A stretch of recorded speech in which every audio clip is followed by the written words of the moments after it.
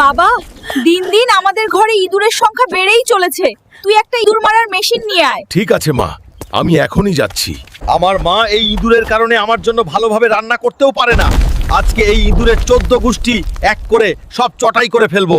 চাচা, আমাকে একটা বড় ইঁদুর মারার মেশিন দেন। এই নাও ভাতিজা। না চাচা, এই ছোট মেশিন দিয়ে আমার হবে না। আমার চাই বড় মেশিন।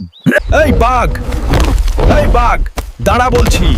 তুই আমাদের ঘরের ইঁদুর মারবি, না হলে আমি তোকে খেয়ে ফেলবো। মা, মা, তাড়াতাড়ি বের হয়ে আসো।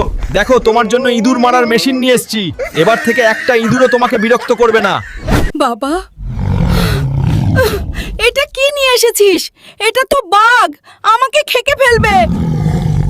না মা, ও তোমাকে কিচ্ছু করবে না।